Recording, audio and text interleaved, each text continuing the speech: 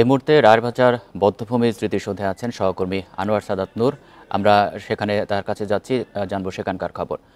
নূর, সাধারণ মানুষ তো এই মুহূর্তে শ্রদ্ধা জানাচ্ছেন, অনেকেই সেখানে জড়ো হয়েছেন, কি বলছেন তারা, বিস্তারিত জানাবেন।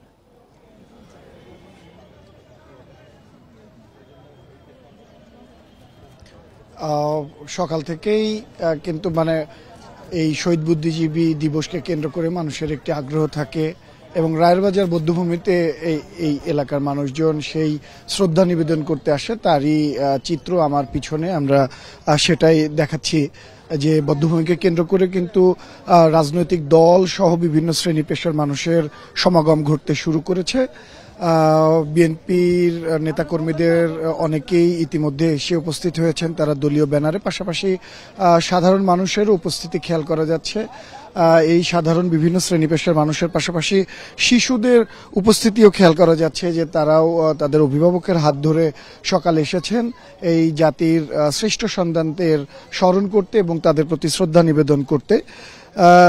যদিও এখনো সর্বস্তরের সাধারণ মানুষের এখানে সম্মাননা জানানোর বা ফুল শ্রদ্ধা নিবেদনের সেই সুযোগ এখনো দেওয়া হয়নি, সেটি সকাল 8:30 থেকে দেওয়া হবে বলে আমরা জেনেছি।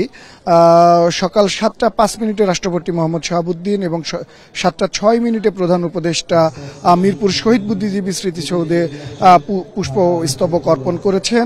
মুক্তিযুদ্ধ বিষয়ক উপদেষ্টার নেতৃত্বে শহীদ বুদ্ধিজীবী পরিবারের সদস্যরা এবং যুদ্ধাহত উপস্থিত বীর মুক্তিযোদ্ধারা সকাল 7:22 মিরপুর বুদ্ধিজীবী স্মৃতিসৌধে পুষ্পস্তবক অর্পণ এবং সম্মান জানানোর কথা থাকলেও তারা সেই দলটি এখনো সম্মান জানাতে পারেনি। তারা প্রস্তুতি নিচ্ছেন, অনেকে উপস্থিত হয়েছেন এবং আসবেন, সেরকমটা কিছুক্ষণ আগে মাইকে ঘোষণা করা হলো যে দলটি ফুল দিতে আসবে। এরপরেই কিন্তু জাতির শ্রেষ্ঠ সন্তানদের প্রতি শ্রদ্ধা জানানোর জন্য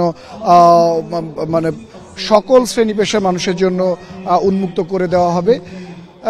ইতিমধ্যে অনেক রাজনৈতিক ব্যক্তিত্ব এবং সুধীজন এসে উপস্থিত হয়েছেন, তাদেরকে কেন্দ্র করেই একটি জনস্রোত তৈরি হচ্ছে এবং শ্রদ্ধা নিবেদন করছেন। পাশাপাশি আমরা দেখছি যে আগে বলেছি যে শিশুদের একটি উপস্থিতি এবং যে ইয়ারা আসছেন, রাজনৈতিক দলগুলো একে একে ব্যানার নিয়ে আসছেন, তারা শ্রদ্ধা জানানোর উদ্দেশ্যেই আসছেন এবং কিছুক্ষণের মধ্যেই যে বুদ্ধিজীবী মিনার স্মৃতি অঙ্গন, এই বেদি মানুষের সমাগমে ভুলে উঠবে এবং ফুলে ফুলে ভরে উঠবে, তেমনটাই দেখা যাচ্ছে। অনেকেই ফুল নিয়ে, ফুলের তোড়া নিয়ে কিংবা তারা পুষ্পস্তবক নিয়ে সিরিয়াল দিচ্ছেন, লাইন ধরে আছেন যে সুযোগ পেলে বা অনুমতি পেলে তারা সেই পুষ্পস্তবক সেখানে অর্পণ করবেন।